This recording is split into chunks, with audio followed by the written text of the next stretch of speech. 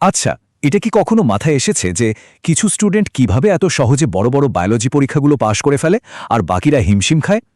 আসল রহস্যটা কিন্তু শুধু দিন-রাত পড়ার মধ্যে নেই, বরং একটা স্মার্ট কৌশলের মধ্যে লুকিয়ে আছে। আজকের এই আলোচনায় আমরা ঠিক সেই গোপন কৌশলগুলোই খুঁজে বের করব। চলুন শুরু করা যাক। ভবিষ্যতের চিন্তা, ভালো রেজাল্টের আশা, সব মিলিয়ে ব্যাপারটা বেশ চাপের, তাই না? অনেক সময় দিশেহারা লাগতে পারে। কিন্তু কি হবে যদি আমরা এই পরীক্ষাকে একটা কঠিন বাধা হিসেবে না দেখে একটা মজার ধাঁধা হিসেবে দেখি, একটা পাজল যা সমাধান করা সম্ভব। আর আজ আমরা ঠিক সেই পাজলটাই সলভ করব একসাথে। ভারতের নিট পরীক্ষা হোক বা আমাদের দেশের ভার্সিটি ভর্তি পরীক্ষা, প্রতিযোগিতাটা যে কি এনর্ম তা তো আমরা সবাই জানি। লক্ষ লক্ষ পরীক্ষার্থী, কিন্তু সিট তো সীমিত। এই লড়াইয়ে শুধু গাধার মতো খাটলেই হয় না, একটা স্মার্ট স্ট্র্যাটেজি দরকার। আর আজ আমরা ঠিক সেটাই শিখতে যাচ্ছি। তো সমাধানের প্রথম ধাপটা কি? প্রথম ধাপ হলো পরীক্ষার আসল প্যাটার্নটা বোঝা। অনেকটা একটা বাড়ির ব্লুপ্রিন্টের মতো। আমরা প্রশ্নপত্রটাকে ঠিক সেভাবেই দেখব। আসুন এই ব্লুপ্রিন্টটা একটু খুলে দেখি, এর ভেতরে কোন কোন নকশা লুকিয়ে আছে। সত্যি বলতে আমি যখন প্রথমবার এই সংখ্যাটা দেখে রীতিমতো অবাক হয়েছিলাম। নিটের মতো একটা কঠিন পরীক্ষায় মোট নম্বরের পুরো 50% মানে অর্ধেকই আসে শুধু বায়োলজি থেকে। ভাবা যায়? এটা কিন্তু শুধু একটা সংখ্যা না, এটা একটা স্পষ্ট সিগন্যাল। এটা আমাদের বলছে যে বায়োলজি হলো সাফল্যের আসল চাবিকাঠি। এবার এই চারটার দিকে একটু তাকানো যাক। এটা নিট 2022 পরীক্ষার একটা বিশ্লেষণ। খেয়াল করে দেখুন, উদ্ভিদ সারিতত্ত্ব থেকে প্রশ্ন এসেছে 13টা, আবার জীববিজ্ঞান ও মানব কল্যাণ থেকে মাত্র 6-7টা। এর মানে কি দাঁড়ালো? মানে হলো সব চ্যাপ্টারে সমান গুরুত্ব দেওয়াটা আসলে বোকামি। এই ব্লুপ্রিন্টটাই আমাদের দেখিয়ে দিচ্ছে যে ঠিক কোন জায়গাগুলোতে আমাদের ফোকাসটা বেশি করতে হবে। ব্যাপারটা অনেকটা একটা বিল্ডিং বানানোর মতো। ধরুন শুধু তথ্য মুখস্থ করা মানে হলো অনেকগুলো ইট জমানো, কিন্তু কনসেপ্ট বা মূল ধারণাটা বোঝা হলো সেই বিল্ডিংয়ের ফাউন্ডেশন বা ভিত্তি তৈরি করা। ভিত্তি যদি মজবুত না হয় তাহলে কিন্তু সামান্য চাপেই পুরো বিল্ডিংটা হুড়মুড়িয়ে ভেঙে পড়বে। তাই আসল জোরটা দিতে হবে এই ভিত্তিতেই। তো আমরা ব্লুপ্রিন্টটা তো দেখলাম, এখন এমন একটা কৌশল নিয়ে কথা বলা যাক যা প্রায়ই আমরা এড়িয়ে যাই, কিন্তু এটাই হয়ে উঠতে পারে সবচেয়ে শক্তিশালী অস্ত্র। এটাকে অনেকটা পরীক্ষার ভেতরেই লুকিয়ে থাকা একটা চিট কোডের মতো ভাবতে পারেন। রাজশাহী বিশ্ববিদ্যালয়ের এই তথ্যটা দেখে আমি তো প্রথমে বিশ্বাসই করতে পারছিলাম না।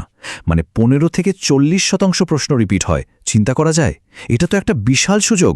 এর মানে হলো পরীক্ষার একটা বড় অংশ আমাদের আগে থেকেই জানা থাকতে পারে। যারা স্মার্ট পরীক্ষার্থী তারা কিন্তু এই সুযোগটা কখনো হাতছাড়া করে না। এই স্লাইডটা দেখলেই বিষয়টা আরও পরিষ্কার হয়ে যাবে। কোন টপিকগুলো বারবার ঘুরে ফিরে আসছে দেখুন, যেমন কোয়ানোসাইট, মালপিজিয়ান নালিকা বা ধরুন এপিস্ট্যাসিসের ৯-৭ অনুপাত, মানে যেখানে একটা জিন অন্য আরেকটা জিনের বৈশিষ্ট্য প্রকাশে বাধা দেয়। এই প্যাটার্নগুলোই চোখে আঙুল দিয়ে দেখিয়ে দেয় যে পুরনো প্রশ্নপত্র সলভ করাটা কতটা জরুরি। সুতরাং কথাটা আবারও বলছি, পুরনো প্রশ্ন সলভ করাটা কোনো অপশনাল ব্যাপার না, এটা প্রস্তুতির একটা আবশ্যকীয় অংশ। আজই বিগত বছরের প্রশ্নগুলো জোগাড় করে সেগুলোকে প্রস্তুতির কেন্দ্রবিন্দুতে নিয়ে আসতে হবে। আমরা সবাই জানি পরীক্ষার আগের এক সপ্তাহ যে কি পরিমাণ মানসিক চাপের মধ্যে দিয়ে যায়, কিন্তু একটা ভালো পরিকল্পনা থাকলে এই চাপকেই কিন্তু শক্তিতে বদলে ফেলা যায়। আমরা এতক্ষণ বিশ্লেষণ করেছি, এখন সময় সেটাকে কাজে লাগানোর। চলুন শেষ সপ্তাহের জন্য একটা যুদ্ধ পরিকল্পনা দেখে নেওয়া যাক। এই যে 6 দিনের প্ল্যানটা দেখছেন, এটা একটা রোড ম্যাপের মতো। এটা শেষ মুহূর্তের এলোমেলো অবস্থা থেকে আমাদের একটা পরিষ্কার পথে নিয়ে যাবে।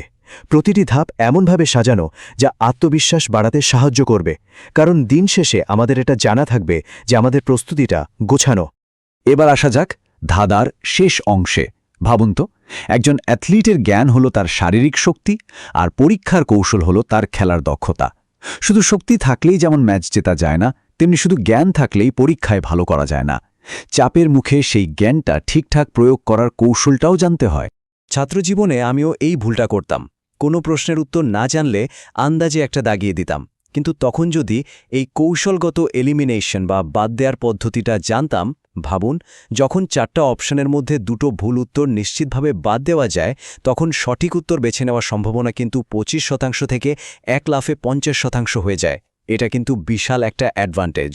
এর পেছনে কিন্তু একটা সায়েন্টিফিক কারণ আছে। আমাদের মস্তিষ্ক অবচেতনভাবে অনেক তথ্য প্রসেস করে, আর আমাদের প্রথম ইনস্টিংক্ট বা অনুভূতিটা প্রায়শই সেই প্রসেসিংয়েরই ফল। হ্যাঁ, অবশ্যই।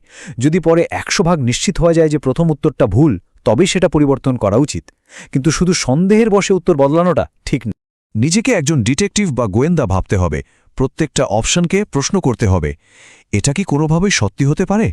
যদি উত্তর না হয় তাহলে সেটাকে সন্দেহভাজনদের তালিকা থেকে কেটে দিন। দেখবেন এভাবে আসল উত্তরের খুব কাছাকাছি পৌঁছে যাওয়া যাবে। বিজ্ঞানের জগতে কিন্তু অ্যাবসোলিউট বা চরম সত্য বলে কিছু নেই, প্রায় সব কিছুরই ব্যতিক্রম থাকে। তাই যে অপশনগুলোতে সর্বদা, কখনোই না বা শুধুমাত্র এই ধরনের শব্দ থাকে, সেগুলোর সঠিক হওয়ার সম্ভাবনা সাধারণত কম থাকে। মনে রাখবেন, যে বিকল্পগুলোতে একটু নমনীয় ভাষা ব্যবহার করা হয় সেগুলোই বেশি নির্ভরযোগ্য হয়। তাহলে আজকের পুরো আলোচনার মূল কথা কি দাঁড়ালো? প্রথমত, প্রশ্নপত্রের ব্লুপ্রিন্ট বোঝা। দ্বিতীয়ত, পুরনো প্রশ্নের মধ্যে লুকানো প্যাটার্ন খুঁজে বের করা। তৃতীয়ত, একটা গোছানো রিভিশন প্ল্যান। আর সবশেষে স্মার্টলি উত্তর দেওয়ার কৌশল। এই 4টি অস্ত্রই হল আমাদের কৌশলগত টুলকিট, যা পরীক্ষার মাঠে বাকিদের থেকে এক ধাপ এগিয়ে রাখবে। পরীক্ষাটা অবশ্যই একটা চ্যালেঞ্জ, কিন্তু এটা কোনো সমাধানহীন রহস্য নয়। এই ধাঁধাটা সমাধান করার জন্য যে চাবিকাঠিগুলো দরকার, সেগুলো এখন আমাদের সবার হাতেই আছে। এখন প্রশ্ন হলো, আমরা কি সেই চাবিকাঠি ব্যবহার করে সাফল্যের দরজাটা খুলতে প্রস্তুত?